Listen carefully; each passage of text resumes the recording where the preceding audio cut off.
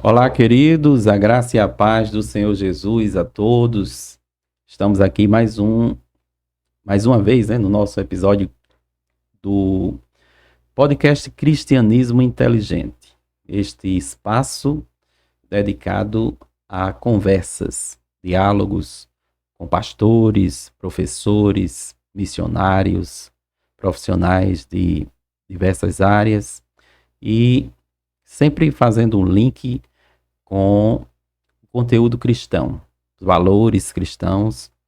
Estamos aí nessas discussões várias e nessas conversas sobre teologia, sobre filosofia cristã, sobre religião de forma geral.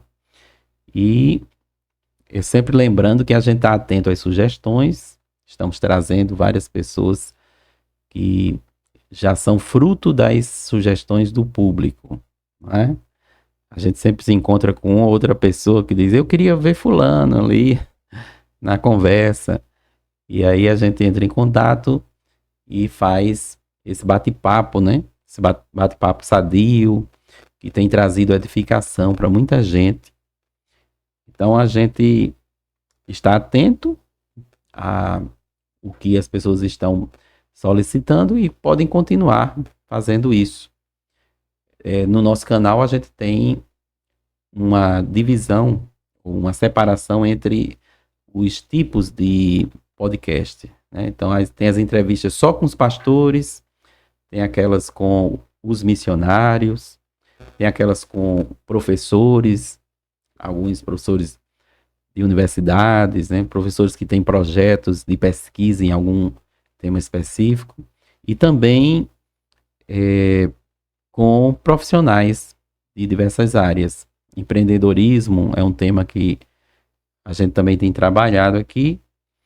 Então, quem ainda não foi inscrito, se inscreva no nosso canal, interaja, compartilhando, né, curtindo, para que cada vez mais esse projeto alcance novas vidas e possa assim beneficiar o público. Vou falar aqui rapidamente sobre as parcerias que nós temos. JL Marcenaria, que é a marcenaria do irmão Jorge. Tem a Valha Consultoria, consultoria na área da advocacia, né? Do direito, de Juliana. Tem PP Montenegro, estúdio. Temos também Luana Félix, com assessoria pedagógica. O Andriel Design, com a identidade visual do nosso podcast.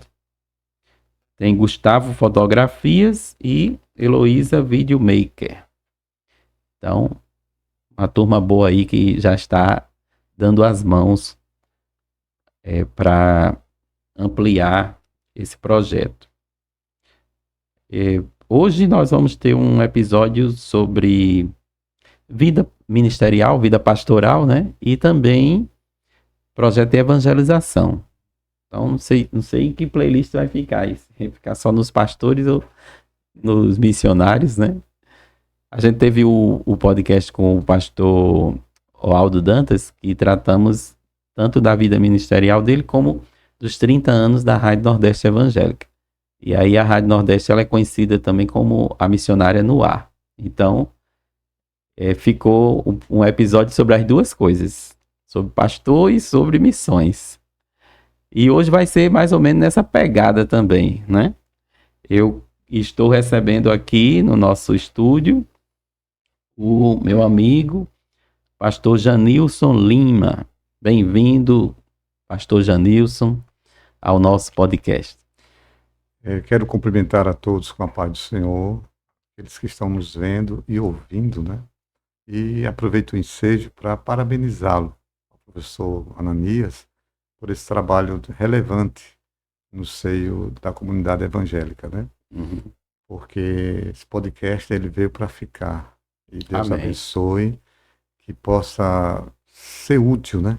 Útil no ponto de vista teológico, no ponto de vista informativo, trazendo com transparência aquilo que as pessoas precisam ouvir, né? Precisam ouvir e estar com conhecimento em relação ao que acontece dentro da comunidade evangélica. Muito bem. Pastor Janilson, vou fazer aqui uma breve apresentação sua para a gente continuar o bate-papo. Você é bacharel em teologia e inclusive da nossa STEADEB, né? A Escola Teológica da Assembleia de Deus. E é um dos alunos já de algum tempo, né? Acho que você fez bem mais novo o curso. Pastor, dirigente de congregação, né? Desde 2004. Teve um intervalozinho aí que passou ausente dessa atividade, mas retornou depois. E atualmente também, hoje está atuando, né? Como pastor em uma das igrejas, nossas congregações. Foi coordenador ou ainda é coordenador? Fui coordenador do trabalho nos colégios, né? Isso, que é o TEADEC. TEADEC, é verdade. Mas mais ou menos ali pelo ano de 1986, né? É verdade. Nesse período aí, pela graça de Deus, nós tivemos essa experiência gratificante que nos ajudou muito a crescer, a amadurecer no Evangelho, né? Foi muito importante isso aí, a nossa passagem. A gente vai conversar sobre isso, né? O nosso bate-papo ele também vai girar em torno do TEADEC. Descobrir essa sigla, né? As mudanças e como é que está esse trabalho hoje. Também é esposo de Zeneide. Sua professora, né? Minha professora da escola dominical. Eu tenho um carinho muito grande pelas minhas professoras da escola dominical. E ela ressaltou para mim que você era um aluno inteligente já, viu? Desde pequenininho já, viu? Então que bom, né? Que eu fui aprovado pelos professores.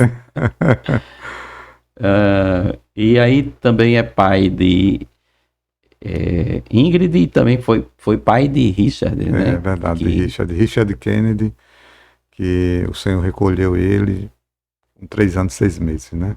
Sim. Tinha, infelizmente, leucemia e aprove a Deus, né? Levá-lo, né? Mas deixou Ingrid aí para continuar a posteridade. É verdade. E agora ela já lhe deu, né? O neto. Já. Graças Você é a avô Deus. de Ivonaldo. 13 anos, né? Já tem 13 anos. Já batizou sem águas. Já está nos ajudando na igreja, né? Sim. Tá sendo São daqui da cidade ou estão em outro local? Não, ela está aqui em Natal.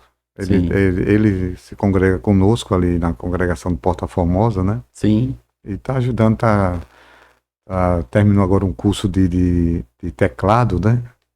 E então é músico também. É músico, entrou na área trabalhando na área aí. Muito bem.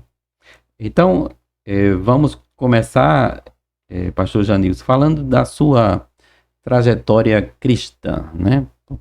Começar do começo. Você é daqui de Natal? Sim, eu nasci em 1967, né? Não vou dizer a idade, mas alguém que gosta de aritmética vai saber, né? Então, eu nasci em 67, aqui em Natal, e aceitei o Evangelho. Estou caminhando agora para 42 anos, pela graça de Deus. 42 anos farei agora no dia 20 de novembro de 83, eu aceitei, né? 20 de novembro de 83. Na época, o pastor era o saudoso pastor Amizadai Ferreira. O pastor Amizadai era pastor na congregação de Nova Natal 2, que hoje está na Chegança, né? Então, aceitei ali. E com um mês de evangelho, aliás, aceitei no domingo, me lembro, 20 de novembro de 83. Na terça-feira, já fui introduzido e acolhido pela Igreja de Soledade 2. Era o pastor Eloy, né? E lá foi todo meu crescimento de conhecimento, onde nós tivemos a oportunidade de ter o pastor Abdênigo como nosso líder de mocidade durante 10 anos, mais ou menos, se não me falha a memória. E depois vieram outros E ali eu passei em Soledade 2, acho que em torno de uns 15 anos, desde eu aceitei com 16 anos de idade, né? E ali fiquei muito tempo. Depois a gente foi sendo convidado para ajudar em outras congregações, com experiência com mocidade e tal, com jovens. E ali a gente crescemos muito, Soledade 2. Soledade 2 para mim é uma mãe, né? Sim. Sempre. É a mãe de muita gente, né? É verdade. Inclusive, você fez referência aí ao pastor. Abdeno. Não, o anterior. Eloy, pastor Eloy. Não, ainda é o outro. Amizadai. Pastor Amizadai. Também foi de Soledade 2, é verdade. Pastor Amizadai, porque você disse que se converteu lá em Nova Natal. Nova Natal, ele era o pastor. Ele era o pastor lá, mas ele passou um tempo Sim, em Soledade 2 é verdade. se congregando e depois ele retornou como pastor. E seria uma pessoa que eu teria uma grande satisfação, um grande prazer de entrevistar, né, É para verdade. contar as suas histórias, mas o Senhor já o recolheu, né? Mas o pastor Amizadai, ele era uma figura, não só uma figura de pastor, mas uma figura de pessoa mesmo, né? Era uma excelente pessoa, né? Isso. Ser humano muito agradável, né? Era. Tinha um conhecimento bíblico, né? Isso, e no Bem púlpito ele tinha uma desenvoltura com a Bíblia, Sim, que pouca gente tem essa característica dele. é verdade.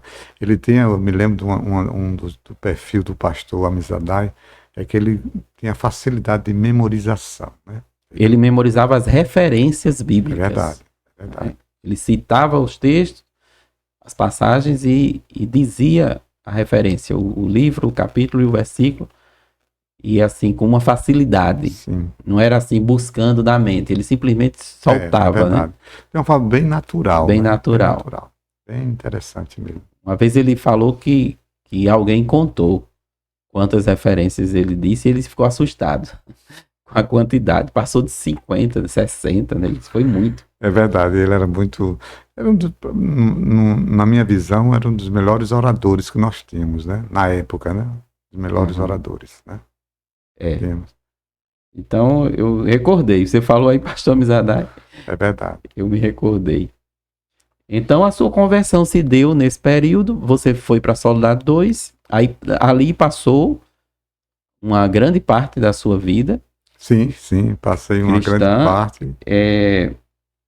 E aí você já falou também em algumas pessoas da geração, né? Sim, pastor Abdênico. Pastor Abdênico. Pastor Marcos Xavier, né, que não está conosco. Pastor Gerson Rosa foi nosso líder de mocidade. Pedro Antão, lembra de Pedro Antão? Sim, pastor Pedro Antão. Também. Que depois foi para o campo. É verdade. Pastoreou Caicó, outras cidades. É uma geração Caicó diferente, não, né? Aquela Cruzeta. Cruzeta. Foi uma geração muito agradável para nós. A gente cresceu muito, né? Principalmente na gestão do pastor Abdênico, né? A gente teve, que hoje o pastor Abdênico, para mim, é uma referência ministerial. Nessa época, Janilson, eu estava saindo da infância, né? Infanto-juvenil. Eu estava nessa fase, infanto-juvenil, na adolescência. E já comecei a me integrar ali na juventude da igreja. E ainda peguei, digamos assim, o último ano do pastor Abdênico como líder de mocidade. Verdade. E fez um excelente trabalho, né? Tanto se nós olharmos para trás, a maioria do período dessa geração hoje estão servindo, né? Uns são pastores, missionários, professor de teologia. Uma geração boa. Deixou um legado, né? Deixou um legado, pastor Abdênico deixou um legado grande. E em relação ao seu casamento com a minha professora da escola dominical, a irmã Zeneide, né? Que eu acho que ela não era casada quando me ensinava. Era não. A irmã Zeneide foi uma bênção e aqui eu até agradeço o momento para fazer um pouquinho da minha experiência antes de casar com a irmã Zeneide. Nós éramos jovens lá de Soledade 2, eu tinha 18 anos, ela 18 anos, somos da mesma idade. A diferença é só que eu completo o mês de maio e ela do mês de julho, né? A diferença é só isso aí.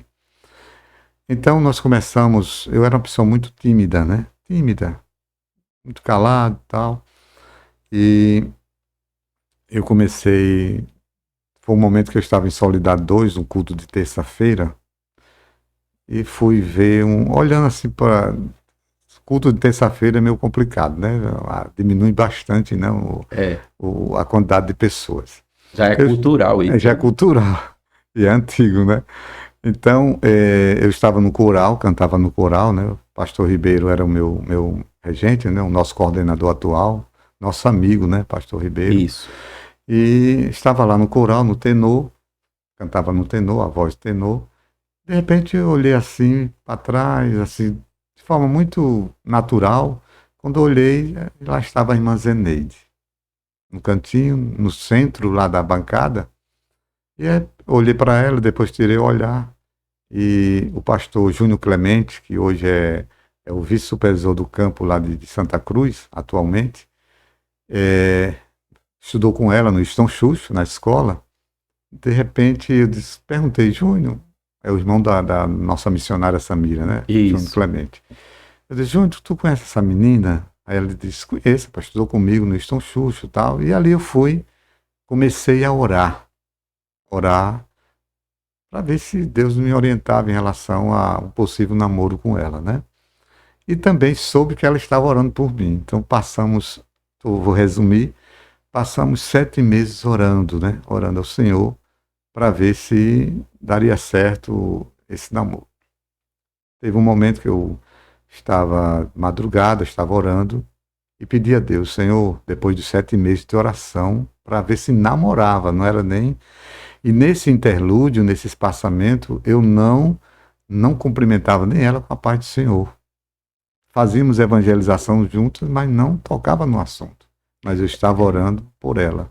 Isso que, só uma pausazinha, Janilson, isso que você está colocando também era comum naquela época, Naquela época, é né? verdade. As pessoas, elas tinham Cuidado, né? era um cuidado e, assim, uma fé, um relacionamento com Deus, nesse sentido de ficar pedindo orientação, direção, e para essa questão do matrimônio. A Verdade, gente tem verdade. vários testemunhos de pessoas que vivenciaram isso, É né? verdade. Que hoje parece que, assim como muita coisa, né? Diminuiu muito. É verdade.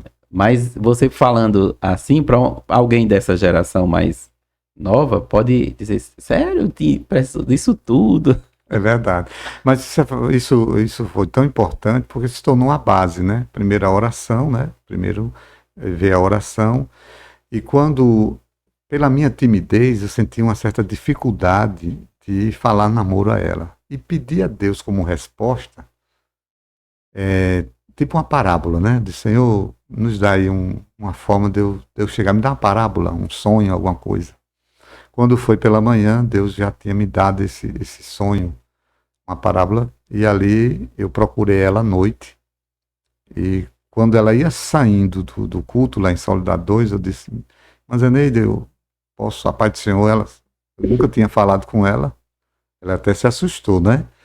Aí eu disse, posso lhe acompanhar? Parecia um cavalheiro, né? Aquela bem cordialidade, né? Ela disse, pode. Aí eu disse, eu vou contar uma história, um sonho que eu tive. Aí ela disse, pode contar. Então eu contei que eram dois jovens que se olharam e oraram durante 7 meses. Eu até enfatizei isso, né? 7 meses. E quando completou os 7 meses, aquele jovem a procurou, essa jovem, falou que queria namorar com ela, ela aceitou. Eu olhei para ela e disse muito, assim, muito natural, né? Eu disse, você sabe quem é essa jovem? Ela disse, quem é? Eu disse, essa jovem é você. E esse jovem sou eu. Então aí a gente começou, pegamos na mão dela, né? E aí nós estaremos agora, se Deus permitir, no dia 30 de setembro, agora esse mês, faremos 36 anos de casado. Mas tudo começou com a oração de 7 meses, né? Foi 1 ano de namoro, 3 anos de noivado. 7 meses para namorar, namoramos 1 ano, 3 anos de noivado e hoje já estamos fazendo 36 anos de casado, se Deus quiser, né? Sim, olha aí. É verdade. Uma experiência boa, né? Isso, história bonita.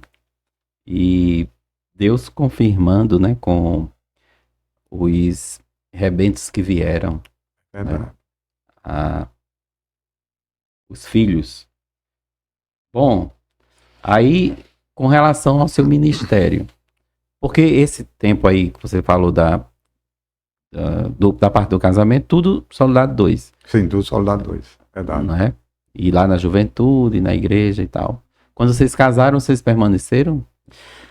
Quando nós casamos, permanecemos um certo tempo, né? E depois nós recebemos um convite do pastor Francisco Xavier de Miranda, pai do nosso amigo Oséias Miranda, né?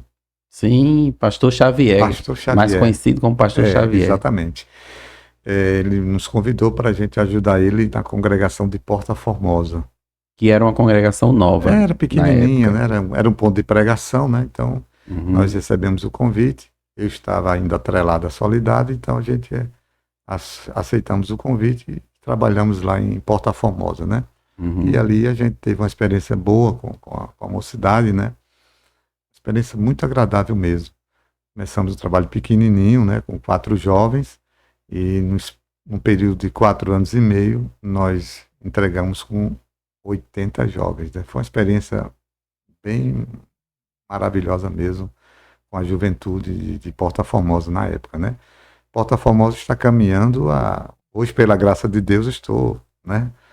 Sim, você retornou para lá depois de vários anos, né? Vários anos, exatamente. Aí retornou para pastorear a congregação. É verdade, pela graça de Deus, né? E está hoje exatamente lá. Sim, estamos lá em Porta Formosa. A igreja está caminhando para 29 anos, né, de fundação, a congregação de Porta Formosa, né? Sim. E foi uma experiência boa. Então, dali começou, né? Passamos um tempo em Porta Formosa, depois fomos para a Solidade 1, né? Pastor Zenaide, né? Pastor José Naide, né? Me convidou para ir para a Solidade 1, fomos. Teve um período que eu retornei para a Solidade 2, mas um período muito curto, né? Muito rápido. Bom, e depois a gente seguiu, tendo experiências ministeriais com outras congregações, né? Mas, já que nós estamos tratando ministerialmente, a nossa primeira congregação que nós dirigimos foi em 2004, pela misericórdia de Deus, foi a congregação de Monte Sinai. Ali passamos um período de 7 meses, né? Foi um período rápido, curto, né? Depois a gente foi para Gion, a congregação de Gion, que hoje pertence ao setor 2. Depois fomos para o setor, para El Shaddai, retornamos para o setor 3, na congregação de El Shaddai. E assim foi, a gente foi trabalhando e ajudando a obra, né, cooperando.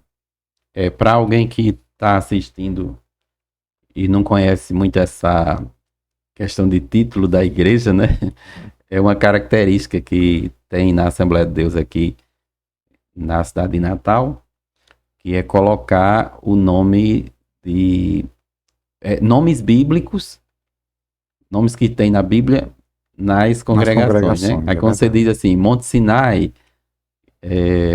Gion, El Shaddai, Rio Jordão. É verdade. Porta Formosa também, né? Isso, Porta Formosa. Todos nomes bíblicos. Todos nomes bíblicos, verdade, né? São congregações que ficam em bairros da cidade, mas recebem os nomes bíblicos. Né? É verdade. Isso é só para questão administrativa, para diferenciar, né, uma da outra, né? Para ficar mais situado, mais localizado, né? Isso. Muito bem. Agora, assim, aí esse seu ministério, porque a gente fala assim, chamada ministerial, que é quando a pessoa passa a dirigir algum trabalho, né, com essa função mesmo do pastorado. Aí a gente diz, está no ministério, né, no ministério pastoral. Mas aí você também tem uma história, Janilson, no ministério de evangelização, né, no trabalho de evangelização, que é justamente a sigla que eu fiz menção, quando lhe apresentei, o TEADEC. Então, a gente vai conversar um pouco sobre o TEADEC. Sim. E eu queria saber todo o desdobramento, né? Desde quando ele começou.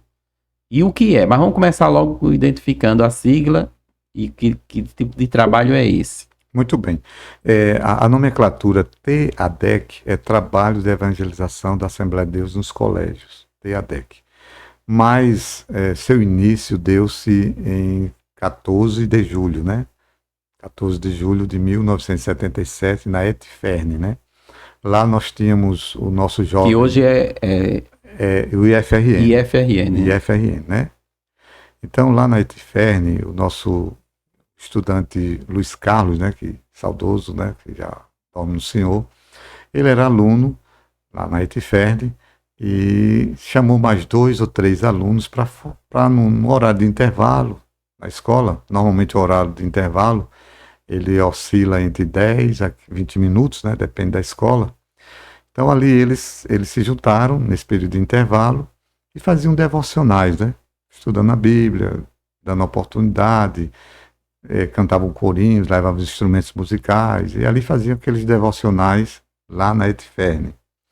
Então, na época de 77, o pastor Elinaldo Renovato de Lima era o presidente da UMADEM. Lembra União de Mocidade da Assembleia de Deus em Natal. O pastor Elinaldo foi... Tem até uma música que foi composta, se eu não me engano, foi pelo pastor Reginaldo Luna. Sim, né? Dizer, verdade. Umadem. É verdade. União da Mocidade. E o pastor Reginaldo, ele também foi presidente da UMADEM, né? Isso. Época, né? Que hoje é o DEJAD, né? É. Hoje é o DEJAD, Departamento de Jovens e Adolescentes, né? Sim. Pois bem, então o pastor Elinaldo era o presidente da UMADEM, na gestão do nosso pastor-presidente, saudoso pastor-presidente João Batista da Silva, né? Ele era o presidente e o pastor Elinaldo era o presidente da UMADEM. Luiz Carlos, ele procurou, ele tomou ciência desse trabalho na ETFERN, então o jovem Luiz Carlos procurou buscar um apoio, né? Um apoio da UMADEM para fortalecer mais o trabalho na escola da ETFERN. Uhum. E ali o pastor Elinaldo foi muito contemplativo, né? E, de certa forma, ajudou o trabalho que foi desenvolvido já na ETFERN.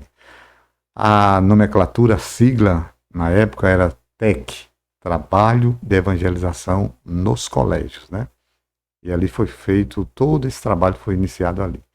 E o TEC, no período de 77 até 85, por aí, teve muitos homens abençoados que passaram por lá, né? Por exemplo, nesse período aí, nós tivemos o pastor Antônio Jacome, né? Doutor Jacome, né? Isso. Não é isso? Tivemos também doutor Celedon Marques, também. Outro pastor. Que foi também presidiu a UMADEM também. Sim. João Batista Filho, né? O filho do pastor João Batista, também, né? O pastor Reginaldo Luna, né? Uhum. O nosso primeiro vice-presidente, pastor Arimaldo, também ajudou, né? Uhum. Pastor José Ilmar Ferreira, né? Sim. Ele também coordenou o trabalho. Foi um período maravilhoso, né? Teve, até peço perdão aqui, né? Se a gente esquecer de algum nome do ponto de vista histórico do trabalho, né? Mas está registrado em Deus, né? As pessoas que participaram. E o trabalho foi feito nas escolas, as principais escolas de Natal, Ateneu, Winston Xuxo, Francisco Ivo. Essas escolas que se destacavam na época foram ao Padre Miguelinho, né? Foram alcançadas por esses homens que estudavam nessas escolas, né? Então, cada um deu a sua parcela de contribuição e o trabalho foi sendo feito, né? Então, começou com essa sigla TEC, né? E quando nós assumimos, pela graça de Deus, em 86, 87, ainda o pastor João Batista estava, e eu peço até permissão aqui para contar uma história muito interessante com o professor Ananias. Na época, a gente era jovem, né? Entendeu? E existia no nosso ministério da IADERN a reunião presbiteral. Lembra bem? A reunião de presbitério. Sim. Eu lembro que os pastores comentam essa reunião. Como eu era criança, não... Muito bem. Pois bem, então só participava da reunião do presbitério quem era de presbítero para cima. Presbítero, evangelista e pastor. O diácono não participava. Pois bem, nós conseguimos um fato inusitado, assim, inédito, né? Sui generis, como diz a história, né? Por quê? Nós assumimos o trabalho nas escolas, que ainda era TEC, todavia nós queríamos oficializar o trabalho, que ainda precisaria oficializar, né? Então, nós fomos nos bastidores e tivemos pessoas como o professor Humberto Leite, lembra, né? Professor Humberto Leite, pastor, ele era professor da UFRN, né? Então nós conseguimos fazer um trabalho de articulações interna. Pastor Francisco Raimundo, Humberto Leite, pastor Elinaldo, Celedon, Jacome, e outros, e tantos outros, a gente precisamos conversar primeiro para pedir o apoio para que no da dia igreja para oficializar o trabalho, que até então não era oficializado. Então precisaria um apoio, um respaldo maior que nós precisaríamos. Pois bem, quando fizemos essa costura, né? Pastor Nascimento, né? Pastor Nascimento, que era o secretário da igreja na época, Helena Moreira, né? Então nós conseguimos as articulações de bastidores entrar na reunião de presbitério jovem, né? Era uma turma de jovens? Era eu e mais dois, Sim, representando o trabalho. Sim, a gente estava reivindicando a oficialização do trabalho nas escolas. Uhum. Eu me lembro que, quando nós adentramos na reunião, o pastor João Batista olhou assim para nós, aquele jeito dele, né? Disse assim: você tem X minutos. Eu não me lembro quantos minutos, seja rápido, ok? Assim, de uma forma bem. Seja rápido. Porque o fato era inédito, né? Nós não éramos nada, auxiliar de trabalho não era nada. Tipo assim, você tem 5 minutos para permanecer no ambiente. Pronto, mais ou menos assim o recado dele, né, do pastor João Batista. Como nós fizemos uma costura de bastidores, as articulações, aí o pessoal já sabia, né? E o primeiro na reunião a se levantar foi o pastor Humberto Leite, professor Humberto Leite, né? Se levantou e disse: pastor João Batista, esse trabalho é de excelência, ótimo, é maravilhoso. Precisamos oficializar. Aí isso fez um efeito dominó, né? Porém, lembre-se bem, nós estávamos já articulados nos bastidores para que apenas ali era uma formalização, porque todo mundo já estava sabendo, já estava ciente, né? A estratégia que Deus nos orientou foi essa. Então nós participamos e o trabalho foi oficializado. Quando foi oficializado, aí chegamos a formar, chamado de TEADEC. Acrescentou o A e o D de Assembleia de Deus. Exatamente. Professor Ananis, lembra da década da colheita? Sim, na década de 90. Exatamente. Então a gente precisaríamos estadualizar o trabalho a nível de estado, levar para todo o estado, e aí ganhou mais peso, né? Veio já era a gestão do pastor João Gomes da Silva, né? A gente sai da gestão do pastor João Batista da Silva e entramos na gestão do pastor João Gomes. Na gestão do pastor João Gomes, antes dele vir para Natal, ser o pastor presidente, saudoso pastor João Gomes, né? Nós fomos a Mossoró, né? E o pastor Elinaldo era o nosso orientador, né? Ele orientou que nós chegássemos em Mossoró e até mesmo nos ajudou até financeiramente. O pastor Elinaldo era pastor em Tirol, né? Na congregação de Tirol. Uhum. E ali ele, como era ainda é um consultor, né? Que nós temos, né? Então o pastor Elinaldo, ele nos orientou aí a Mossoró, financiou até mesmo pela congregação de Tirol. E nós chegamos até a casa do pastor João Gomes. E lá fomos bem acolhidos, bem recebidos, antes dele vir para Natal, né? Sim. E lá, o nosso pastor, o presidente atual, pastor Martim Alves da Silva, ele era coordenador, diretor da escola lá. Existia uma escola evangélica. Inclusive, ele comenta no episódio que a gente fez com ele, essa passagem dele lá por Mossoró, quando ele esteve à frente da escola. Exatamente. Conhecemos o pastor Martim lá, né? Na época, né? E tivemos a alegria também de conhecer o pastor Reinaldo Odilo, né? Na universidade. Que também estava lá em Mossoró. Ele fazia direito, né? Na universidade. E ali nós tivemos uma reunião através dele, do pastor Reinaldo, quando jovem, né? Ele conseguiu a gente fazer uma reunião com os alunos universitários da época. E, ao mesmo tempo, nós fizemos um seminário de treinamento, orientação de como poderia ser feito o trabalho nas escolas de Mossoró. E foi um fato muito importante também que o pastor João Gomes, na época em Mossoró, nos levou à residência da então prefeita Rosalba Ciarline, né? Ela era prefeita de Mossoró e nós precisaríamos do apoio da prefeitura de Mossoró para implementar o trabalho naquelas escolas ali. Tivemos uma reunião com a secretária de Educação, que era Niná Rebouças, ainda me lembro o nome dela, né? Niná Rebouças. Levamos o ofício para a secretária de Educação e tudo foi oficializado. Aplicamos o seminário e o trabalho foi realizado em Mossoró. Em suma, esse trabalho era assim, aproveitava o intervalo das aulas para evangelizar. No ponto de vista da metodologia, nós tínhamos esse trabalho devocional, né, que era o horário de intervalo, mas não era tão somente esse devocional. Estava sempre no ofício, nós colocávamos à disposição da escola palestras, oficinas.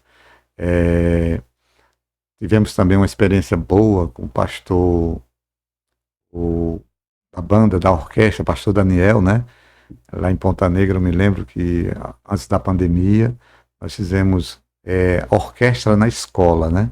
Sim. E nós tivemos em 2 escolas. Uma foi o Francisco Ivo e a outra foi uma escola lá em Ponta Negra, onde a gente fez um trabalho com a apresentação da orquestra e há uma mensagem bem simplificada, né, do Evangelho, e foi um trabalho muito bem feito. Mas quando não era assim, um projeto específico, era o devocional. O devocional. Uma vez por semana, né, horário de intervalo, o trabalho era feito basicamente aí, né, com o devocional na escola. Mas Sim. tem outros caminhos também, né? É porque eu lembro que eu participei uma vez, isso lá atrás também, bem jovenzinho, e a gente entrava na sala de aula. Sim, também, é verdade. Porque nós tínhamos poderíamos, porque teria que ter a concessão do professor de sala de aula, né? Quando o professor ele permitia, aí a gente entrava na sala e ministrava. Passava, né? ali 5 minutos. Coisa rápida, né?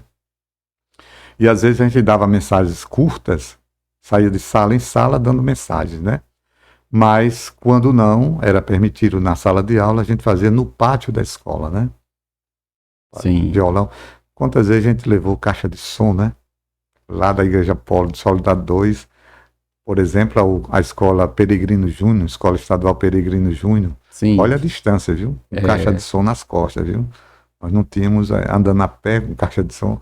Experiências boas, né? Que nós passamos ali nessas escolas.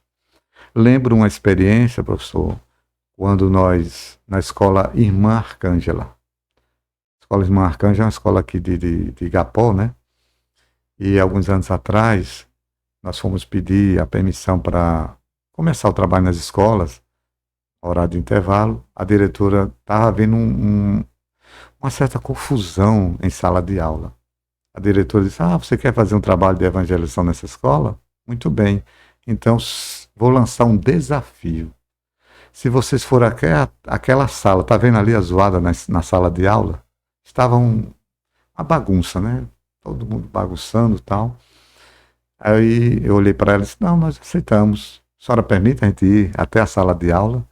Ela disse, pois lá, se vocês conseguirem, o trabalho está autorizado a vocês fazerem. Quando nós chegamos lá, ao entrarmos na sala, os alunos ficaram em silêncio, sentaram e ouviram. Nós transmitimos uma palavra bem rápida, falamos da importância da educação no relacionamento interpessoal, ainda me lembro. Os alunos ficaram bem educados, aí eu disse, agora vocês vão dar uma demonstração do que vocês aprenderam sobre educação. Aí disse, como assim? Aí eu falei, olha, o professor vai entrar na sala de aula e vocês vão demonstrar que vocês são jovens educados. Vão assistir a aula sem nenhum barulho. Quando nós saímos, o professor entrou e todos ficaram em silêncio e ouviram aquela aula. E a diretora, vendo isso, disse, vocês estão autorizados. A porta está aberta. A porta está aberta. Coisa linda, né? Uma experiência bem interessante mesmo, né? Aproveitando aí já essa experiência que você trouxe, conte mais algumas que Sim, durante essa trajetória, né, sim. aconteceu. Por exemplo, na escola Varela Barca, escola Varela Barca, Escola Estadual Varela Barca, em 86, ainda me lembro, 85 para 86, tinha uma professora de religião que ela não concordava e queria fazer um trabalho ecumênico.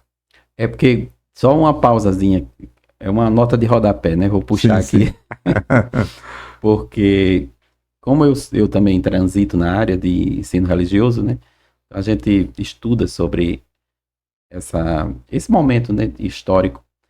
E houve um momento, inclusive foi da minha infância, eu creio que da sua também, que o ensino religioso, ele era um ensino confessional católico, Sim, verdade. né? A maioria dos professores de ensino religioso nas escolas, eles ensinavam algo da religião católica, Verdade. né? Eu lembro até que eu tinha uma professora que ela sempre planejava as aulas dela de acordo com o tema da campanha da fraternidade.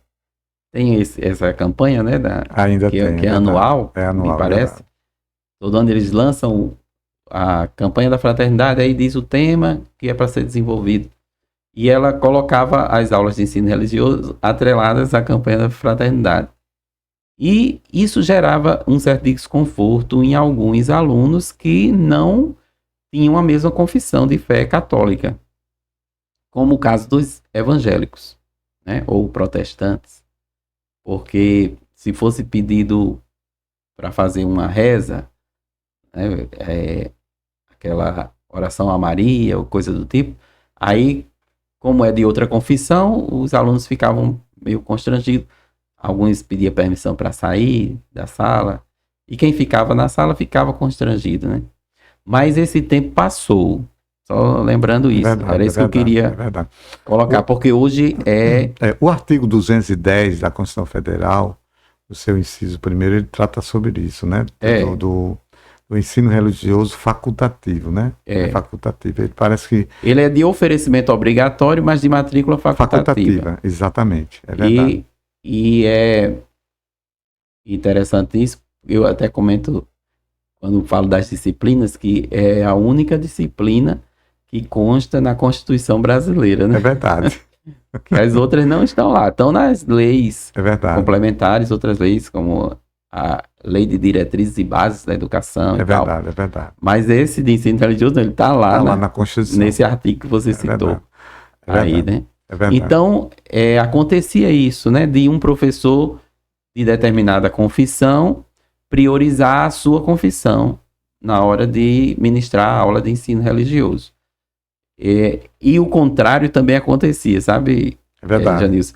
Porque eu trabalhei com uma diretora de uma escola que ela dizia que o trauma dela foi o contrário, porque ela era católica e o professor de ensino religioso era evangélico. E ele queria transformar a sala de aula, no momento da aula dele, num culto. Aí foge, né? Aí foge, porque verdade. constrangia ela, que tinha uma outra confissão, né? Mas aí você trouxe Essa experiência, né? dela da professora lá, mas continue, então.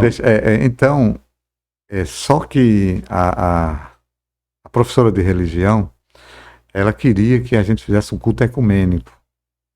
Então eu expliquei, a priori, expliquei para ela que o nosso trabalho era um devocional uma vez por semana, não era uma aula de religião. Era um trabalho no horário de intervalo e tal. Ela disse, não, mas já tem aula de religião aqui, então ela se tornou uma peça de dificultando, né? Empecilho. Empecilho. Então, o diretor aí ela pegou, conseguiu articular junto aos professores da Varela Barca, para evitar que esse trabalho fosse feito, o nosso devocional.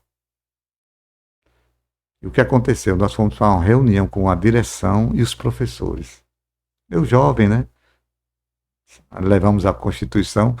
Aliás, lembre-se, a Constituição é de 88, né? Eu levei a Constituição, a última, né? Antes dessa, né? Entendeu? E levamos a Constituição, colocamos em cima da mesa e abrimos um artigo da liberdade de expressão, né, que hoje é o artigo 5º, né, da Constituição Federal, mas só que a gente pegou a Constituição anterior ainda, 86, né, e mostramos na mesa, que é a liberdade de expressão e religião, aquela coisa toda. Defendemos essa tese, né, jovem ainda, né, e a direção da escola fez o meio termo, fez o seguinte, olhou para ela e disse, não, a senhora vai continuar, como a senhora é professora contratada, né? Então a senhora vai continuar dando a sua aula de religião e nós iremos fazer uma consulta aos discentes, aos alunos, se permite esse devocional que eles querem. A diretora, não sei se você lembra de Toinha, a professora Toinha, Não. que ela mora, não sei se ela ainda é viva ainda, né? Faz muitos anos. Ela olhou para mim e torcia por nós, né? Ela disse, olha, vocês vão fazer dos 3 turnos, né? Os 3 turnos, vamos consultar os alunos se eles querem esse devocional na escola. Foi feita essa eleição, não, plebiscito. Essa consulta, né? E passamos uma semana depois, nós não fomos nem lá fazer panfletagem, não. Deixamos os alunos à vontade, né? Explicamos para os professores que iriam fazer o plebiscito o que era o devocional e eles foram lá.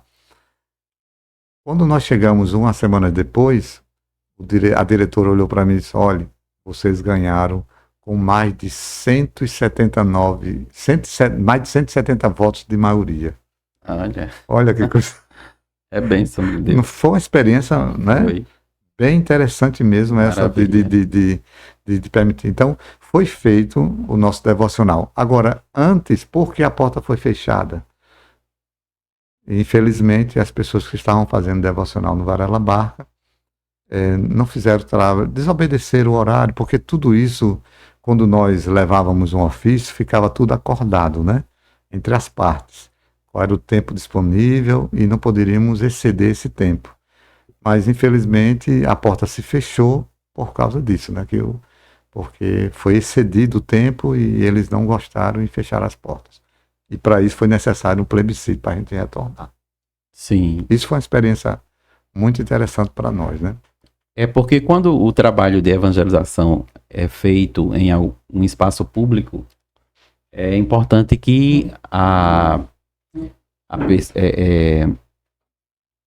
as pessoas que estão fazendo o trabalho e se propõem aí tenham cuidado de saber que eles estão em uma casa que não é deles, né? Tipo, nós não estamos na igreja.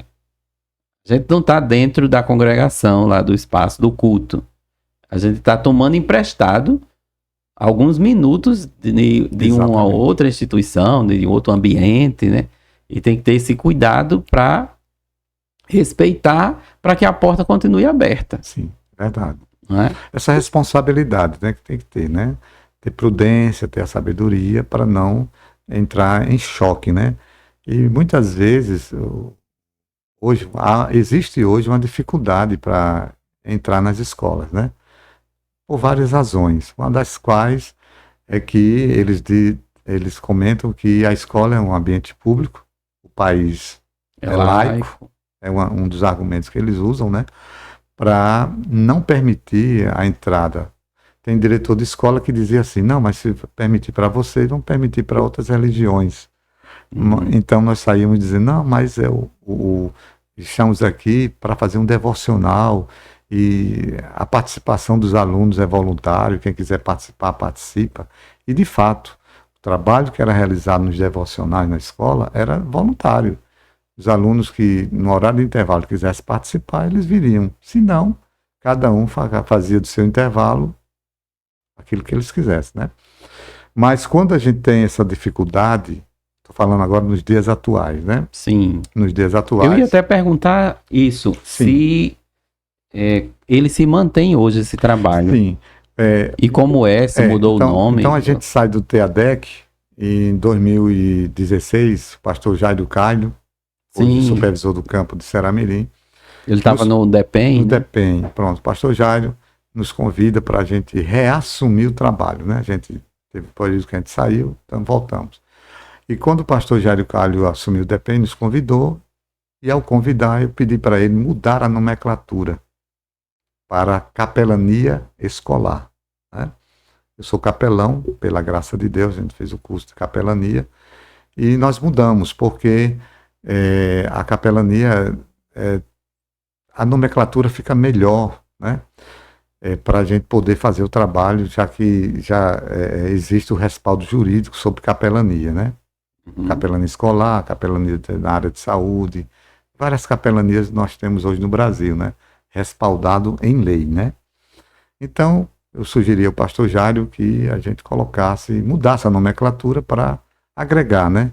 Visto que também o trabalho nos devocionais nas escolas é mais com os alunos de outras denominações também, né? Alunos evangélicos, e ali, para somar, né? Sim. Vem para somar nos devocionais, né? Porque se ficasse TADEC, aí o A e o D De certa forma, estaria vinculado à Assembleia de Deus, à né? Assembleia de Deus e os que têm outra denominação poderia Se sentir um pouco constrangido, né? Assim, de inibido, né? Vamos falar em inibição, não constrangido, né? mas inibido. Teria uma certa inibição para participar desse devocional, né?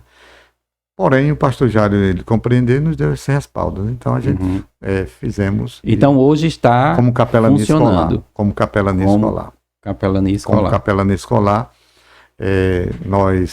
quando nós assumimos congregação, então achei melhor para não separar, né? Ou você vai ser pastor, ou você vai dirigir um departamento. Conciliar, eu acho tão difícil uma pessoa conciliar pastor, congregação e departamento, eu acho um desafio muito grande, né? Uhum. Não é verdade? Para conciliar, né? Isso. Mas cada um responde. Mas você ia falar também, quando eu lhe cortei, de hoje o desafio, Sim, né? o desafio. Hoje é um desafio porque a direção da escola ela pode dizer que não quer. Aí quais são os caminhos alternativos para a gente não deixar de fazer o trabalho na escola? Nós fizemos essa experiência antes da pandemia, em 2018, 2019, né? Uma escola aqui na Zona Norte, por exemplo, o diretor da escola disse que não permitia. Por mais que nós levamos um ofício, explicamos, detalhamos o trabalho como deveria ser feito, os devocionais, a disponibilidade para outros tipos de trabalho junto à comunidade escolar, mas o diretor disse que não permitia. Qual foi a estratégia? Vamos para a estratégia diferente, né? Plano A era o ofício, não deu certo, vamos para o plano B. Solicitei um dos alunos que era da Assembleia de Deus, que se congregava ali em Santarém Bairro, setor 10, né? Uhum. Ele era um aluno matriculado naquela escola. Então, eu convidei ele para participar do nosso trabalho, de uma reunião lá na igreja de Santarém Bairro, e ao mesmo tempo solicitei que ele fizesse um levantamento com os alunos evangélicos daquela escola, para que viesse num dia diferente participar dessa reunião. E assim foi feito. Esses alunos vieram de várias denominações, participaram da reunião. Na igreja. Na igreja, nós demos uma orientação, um treinamento rápido, e eles foram e fizeram o trabalho na escola. Eles mesmos sem essa equipe da capelania. Porque a direção da escola tem autonomia para impedir a nossa entrada, porque a gente sai da igreja para a escola. Eu não sou matriculado na escola, não era matriculado na escola, então ela pode impedir. Juridicamente ela pode impedir. Não sou aluno, então eu não posso ter acesso. Sem autorização. Mas o plano B, a estratégia é alunos evangélicos fazerem o trabalho. Sim. E por outro lado, a gente continuávamos abastecendo com literaturas, com relatórios tal, e eles fizeram o trabalho lá, né? A terceira alternativa no plano estratégico de evangelização na escola é a equipe da igreja vai para a frente da escola e ali faz abordagens antes dos alunos entrarem na escola. Normalmente, o trabalho nosso era feito à noite, né? Trabalho à noite. Então, por exemplo, de 6h30, a equipe estava posicionada em frente à escola, e quando os alunos vinham para entrar na escola, então a gente ali fazia abordagens evangelísticas, né? Panfletagem, evangelização pessoal, e o trabalho era feito. Então, dentro desse desafio hoje, então nós temos alternativas para evangelizar uma escola, né? É bem interessante esses três caminhos para evangelizar uma escola. Eu ia lhe perguntar também sobre os desafios atuais, né? Sim. Que você já trouxe aí, nesse caso de contar a experiência Sim. da escola e as estratégias de driblar Que seriam, no caso, esses esse três impedimento, caminhos, né? né? Esses Esse três impedimento caminhos. que seriam esses três caminhos aí para driblar, né? A escola e a gente poder fazer o trabalho, né? E é interessante também a gente ressaltar que o desafio hoje é um campo missionário, a escola, né? Segundo um censo feito atualmente, nós temos quase 1 milhão de alunos matriculados, compreendendo a creche, a universidade. Eu estou falando de escolas públicas e privadas, né? Creche, dá mais ou menos aqui no Rio Grande do Norte 1 milhão de estudantes matriculados. Então é um campo missionário, é um desafio gigantesco que nós temos, né? Olhar com carinho, com atenção, com cuidado, né? E desenvolver um trabalho de evangelização junto a essas escolas. Nós temos um desafio também no campo social, dentro da escola, né? Visto que a escola, no ponto de vista educacional, como professor, tu sabes muito bem disso, né? O papel da escola é escolarizar. Não é escolarizar? É E não educar. não educar. Não é? Então, nesse papel da escolarização, a escola ela passa por alguns desafios também internos, né? Por exemplo, violência, né? Infelizmente, comportamentos inadequados de alunos na escola, né? Indisciplina. Indisciplinas, vários fatores. Então, a igreja ela é um mecanismo de coadjuvar, ela vinha auxiliar no processo de escolarização da escola, né? Dos alunos, né? Essa equipe está ali para ajudar também, né? Eu me lembro que um dos métodos nossos foi o núcleo de aconselhamento na escola. Estávamos numa escola aqui na Zona Norte e quando eu abordei no ofício que tínhamos essa proposta na escolarização, ajudar a escolarização dos alunos, que era o núcleo de aconselhamento. A diretora olhou para mim, eu não sei se em tom de gracejo, mas ele olhou e disse, eu não posso ser a primeira pessoa a ser aconselhada, não. Entendeu? Porque eu relatei que esse núcleo de aconselhamento da escola era bom porque os alunos que têm seus problemas poderiam ser atendidos, né? Um conselho ali e tal. E esse projeto era excelente mesmo, porque o pastor da igreja poderia ir à escola, alguém formado em psicologia poderia estar lá dando um aconselhamento, seria um suporte na escolarização dos alunos. E a direção dessa escola gostou muito, né? Mas não deu tempo da gente sair da teoria e ir para a prática, né? Sim. Mas são desafios grandes também, né? Tem a questão das ideologias, né? Ideologia política, a ideologia religiosa dentro das escolas. Eu até colocaria assim, pastor Janils, que muitos dos problemas que ocorrem hoje com relação à violência, à indisciplina, eles estão de alguma forma atrelados a um modelo de pensamento, a uma ideologia que fica relativizando de alguma forma esses valores, no sentido de não ter mais uma verdade absoluta, né, um referencial de valor, de princípio. E o resultado, porque assim, é aquela coisa de que ideias têm consequências, né? Verdade. As ideias, elas não ficam soltas no ar. Elas, em algum momento, vai dar fruto. É verdade. Vai dar resultado. Então, se a ideia é boa, o resultado é bom. Mas se a ideia for ruim, então aguarde o que é que virá por aí.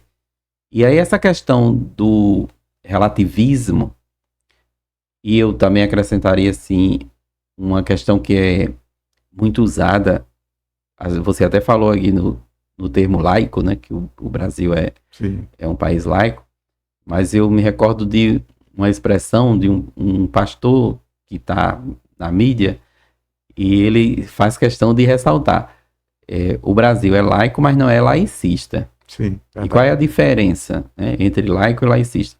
É que o laico não tem uma religião oficial. E o laicista, ele é contrário à religião. Ele vai pregar o seguinte, já que é laico, então não pode ter expressão religiosa, manifestação religiosa, pregação. ele é laicista, ele é contrário à religião mesmo, né? É verdade, é verdade. E o Brasil, ele é apenas laico. Ele não é laicista. Esse cuidado precisa ser tomado para não confundir as coisas, porque o laicista, ele será um Estado ateu. É verdade. O Estado ateu é aquele que não admite uma expressão religiosa. E o pluralismo religioso, ele está aí como um fato. Existe uma variedade de religiões, de crenças, de confissões de fé. Ele está aí como um fato.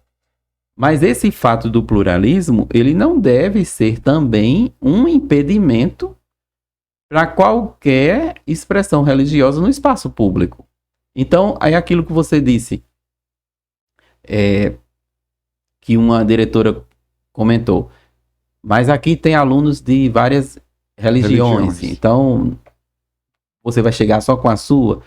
Uma resposta boa para isso seria assim, as outras religiões, se quiserem vir, elas também podem. Exatamente, é verdade, não é? É verdade, porque há liberdade para isso. Porque a liberdade. Agora, a característica nossa é esta de evangelização. É que muitas outras religiões não têm essa característica, esse perfil evangelizador. Se quiserem ir ao campo, né, missionário, ele está para que ela faça a sua propagação. Mas ela não tem essa característica. Mas nós temos. Então, se nós temos, o espaço deve ser dado ou garantido, né? É verdade, é verdade. Porque o direito é para todos, né? Isso. Na verdade, diz que o artigo 5º, inciso 1º da Constituição Federal, diz que todos são iguais perante a lei, né? Então, há uma igualdade aí de oportunidade, né? Exatamente. Então, agora, a escola, hoje a gente tem um desafio grande dentro da escola, né? Vários fatores. A igreja, ela precisa cada vez mais ter esse carinho, esse olhar cuidadoso, porque os nossos filhos estão lá. O trabalho nas escolas, eu vejo também a evangelização escolar como um método preventivo. Um método preventivo. Por quê? Sim. Porque os alunos estão sendo escolarizados, estão aprendendo várias disciplinas, inclusive a disciplina teológica, né? Está lá, né? Você está pregando o evangelho, então a disciplina teológica está sendo, não com o seu aprofundamento, mas de forma muito... E não como uma disciplina obrigatória do currículo, mas como vamos dizer assim, um apêndice. Sim, né? Sim. Um acréscimo, um adendo para a vida. Exatamente, é verdade. Então, antes, se nós tivermos esse olhar especial para a evangelização nas escolas, nós vamos evitar que muitos problemas aconteçam, né? Entendeu? E evitar até que o número, aqui eu falo assim com muito cuidado, o número de apenados, pessoas reclusas em presídios, seja diminuído também. Nós temos, por exemplo, no Brasil hoje, quase 800 mil presos. Mas se na escola tivesse esse trabalho, esse olhar, mais aprofundado, acho que evitaria esse problema que existe hoje, um déficit penitenciário grande, né? Vou fazer um paralelo aqui com uma palavra que o pastor Kleber Maia deu, também aqui no podcast, que ele colocou assim: se no púlpito tiver mais palavra, no gabinete pastoral terá menos problema. Muito bem, correto. Não é? Se o gabinete do pastor está cheio de pessoas tentando solucionar seus problemas, é porque está tendo pouca palavra no púlpito. É verdade. É verdade, com certeza. Ou seja, o trabalho preventivo que você falou. É um trabalho preventivo. O trabalho nas escolas é um trabalho preventivo. Então, se houver o trabalho preventivo na escola, vai diminuir. Com certeza. A população, né? E eu me lembro, professor Claudiano Anísio, que o amigo fez até um trabalho do seminário Cosmovisão. Isso. Lembra do livro? Quem controla uma escola governa. Quem domina a escola controla o mundo. Exatamente. Então, normalmente, eu já li esse livro, muito interessante, né? Muito interessante mesmo. Se nós tivéssemos o cuidado da escola, a gente evitaria muitos problemas, né? Se hoje no ponto de vista das ideologias, das narrativas. É por isso que eu insisto nesse ponto de que as consequências das ideologias Exatamente. estão afetando o ambiente escolar, consequentemente o ambiente social como um todo, e o resultado é esse que nós estamos vendo aí, né? É verdade. E eu acho que aqui, saindo um pouquinho do contexto do assunto, e aproveitando também, por exemplo, os pais hoje aqui, os pais querem que a escola eduque os filhos, não é educar. É outro problema grande esse. Que aí é conscientizar os pais de que a escola tem um papel diferente da família. O papel da família é educar. Bom dia, boa tarde, boa noite, com licença, respeito, né? A disciplina, isso tudo é casa, é família, é lar. Escola é português, matemática e ciência. São as disciplinas, não é? São as disciplinas. Não mas pode infelizmente, confundir. né? Os alunos estão chegando, né, no espaço escolar, né, da sala de aula, sem essa parte da educação. Aí ficam querendo transferir para os professores. Professor, eu trabalhei na escola municipal, na secretaria da escola. E eu, aproveitando aqui para dizer o seguinte, os professores às vezes conversavam comigo, as dificuldades, uns estavam com início de depressão, esses problemas que a sala de aula promove para o professor, né, do ponto de vista emocional, né? Aí eu fiquei pensando assim, meu Deus do céu, imagine, os pais mandam os filhos para a escola para que um professor que está com sequelas emocionais para educar os filhos. Fica difícil, né, professor? Fica. Porque é outra pegada, é outra proposta. Não pode confundir. Então, voltando aqui para os desafios, então são desafios grandes que nós temos na evangelização das escolas. Mas a gente precisa manter estratégias para continuar, né? Não pode parar, o trabalho não pode parar. A capelania escolar está atuando, continua atuando, né? Nós temos hoje o presbítero Jailson Alexandre, ele foi o meu substituto, né? Está aí fazendo um trabalho. E, na medida do possível, fazendo trabalho nos devocionais, né? Só para lembrar aqui, em 2000, foi a última gestão que nós tivemos, 2018, o relatório que eu apresentei ao pastor Jário Calho, nós tínhamos mais de 100 decisões nas escolas. 100 decisões. Né? Porque se faz o chamado apelo. Sim, exatamente. Ou os alunos mesmo procuram. É verdade, os alunos aceitam. Mais de 100 decisões no ano 2018. Nós fizemos esse trabalho, né? E um detalhe, às vezes as pessoas na escola não aceitam na hora, por vários fatores, né? Inibição, timidez. Né? Mas a semente fica lá plantada. Fica lá, né? É igual o que está lá em Eclesiastes 11:1, né? Lança teu pão sobre as águas, porque depois de muitos dias o acharás. Isso. Porque tem aquela conversão que a pessoa aceita imediatamente, depois de algumas semanas depois, meses depois, e às vezes até anos, né? Quantos testemunhos nós tivemos de pessoas que ouviram a mensagem na escola, não aceitaram no devocional, mas outro dia foram para o culto e aceitaram Jesus, né? A gente tem vários fatores, vários exemplos de pessoas que aceitaram assim. Escutavam a mensagem ficava ali no coração, né? E depois eles iam e aceitavam na igreja. Então é um trabalho que, diante dos desafios, é salutar nós continuarmos, sabe? Tendo esse olhar. Agora, o olhar tem que ser carinhoso, viu? Porque o olhar carinhoso, ele permite você investir, né? Investir nesse trabalho que merece e precisa. Certo. Bom, Janilson, estamos caminhando agora para o final, né? Teria mais algum comunicado, alguma informação específica ou já... Não, acredito que a gente já deva ter abordado o suficiente, né? Assim, de forma muito simplificada, né? Pronto, eu queria então que você, agora nesse momento final, trouxesse uma palavra, agora direcionando, né? Diretamente para aquelas pessoas que gostam de evangelizar, que têm interesse em se envolver com esse trabalho de evangelização, não só a evangelização nos colégios, de um modo geral, mas de um modo geral, ou especificamente também com esse detalhe para o ambiente da escola, Então, eu queria que você desse Você com essa Sim. vasta experiência durante esses anos à frente do TEADEC e depois capelania escolar. Então, pode dirigir para essa câmera aqui Sim. já para falar diretamente para o pessoal. Muito bem. Nós queremos, de antemão, agradecer, né? Em primeiro lugar, agradecer. Não, agradeça depois. Depois tem o agradecimento.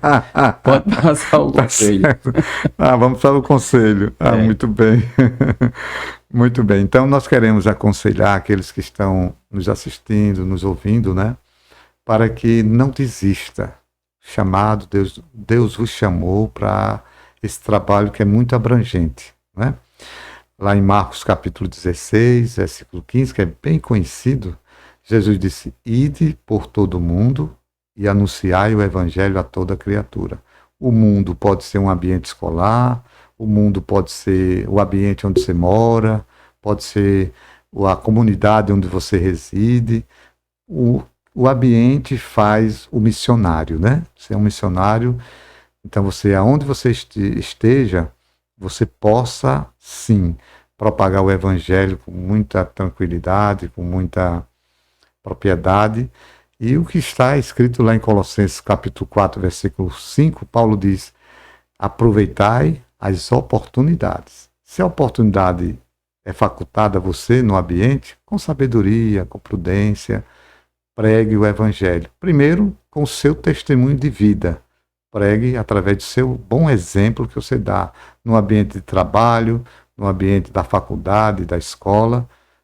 Primeiro, o seu testemunho. Segundo, você comece a falar de Jesus, propagar o evangelho, como eu disse, com sabedoria, dentro do tempo permitido, dentro do espaço permitido, né? Eclesiastes 3:1 diz que há tempo para todo propósito. Então, um momento ou outro, não deixe de falar de Jesus no ambiente onde você esteja. Não deixe. Aproveite e fale de Jesus. Amém.